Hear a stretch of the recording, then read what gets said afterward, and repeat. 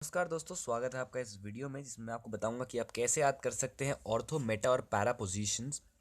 देखिए, जब भी हम ऑर्गेनिक केमिस्ट्री में साइक्लिक चेन्स के साथ डील करते हैं तब हमें ऑर्थो, मेटा और पैरा पोजीशंस देखने को मिलती हैं।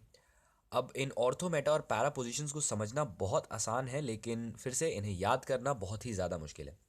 अगर आप इसे याद करते हैं तो फिर आपको कन्फ्यूजन होता है कि ऑर्थो कौन सा पोजीशन है, मेटा कौन सा पोजीशन है, पैरा कौन सा पोजीशन है। और अगर आप इनमें आपस में कन्फ्यूज़ हो जाएं तो नॉमेनक्लेचर में आप कंपाउंड का नाम गलत लिख सकते हैं। तो इस वीडियो में आपको बताऊंगा कि आप कैसे याद कर सकते हैं ऑर्थो, मेटा और पैरा पोजीशंस एक बहुत ही छोटे एक्रोनिम के साथ। तो आइए शुरुआत करते हैं इस वीडियो का।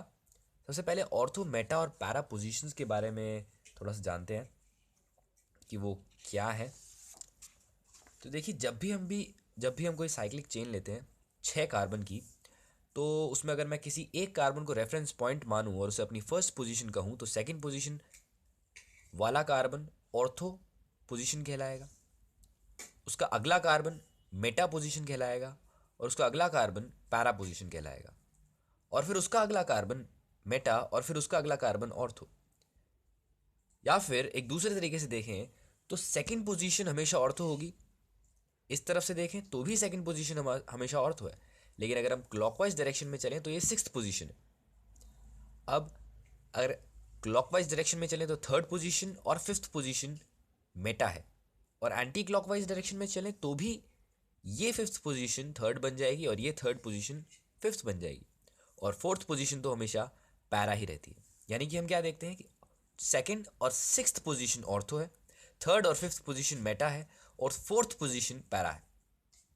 अब सवाल उठता है कि इसे याद कैसे किया जाए। तो आइए देखते हैं वो ट्रिक। तो आपको याद क्या करना है, आपको बेसिकली ये याद करना है कि सेकंड पोजीशन पे ऑर्थो है, थर्ड पोजीशन पे मेटा है और फोर्थ पोजीशन पे पैरा है। क्यों? क्योंकि अगर, जैसे कि मैंने आपको बताया कि आप अगर क्लॉकवाइज डायरेक्शन में चलें तो वो सिक्स पोजीशन है, लेकिन एंटी क्लॉकवाइज में चलें तो वो सेकंड ही है।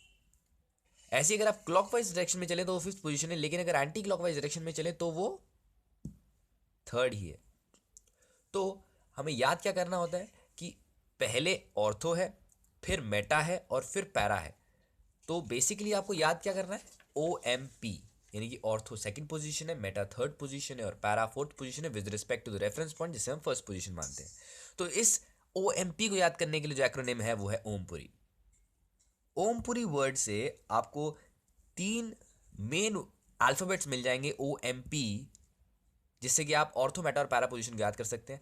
और जिस ऑर्डर में ओ एम पी लिखे गए हैं ओमपुरी शब्द में, वही ऑर्डर है सेकंड, थर्ड और फोर्थ पोजीशन का। तो इस वर्ड ओमपुरी को भी आप आसानी से याद कर सकते हैं, बहुत ही फेमस बॉलीवुड एक्टर का नाम है ओमपुरी। तो ये तरीका था ऑर्थो, मेटा और पैरा पोजीशंस को याद करने का। आपको ये वीडियो पसंद आया तो आप इसे लाइक कर सकते हैं, और प्लीज़ इस वीडियो को डिसलाइक मत करिएगा। अगर आपको इस वीडियो में कोई बात पसंद नहीं आई तो प्लीज़ मुझे कमेंट सेक्शन में बताइए। और आने वाली वीडियोस के नोटिफिकेशन के लिए आप मेरे चैनल को सब्सक्राइब कर सकते हैं।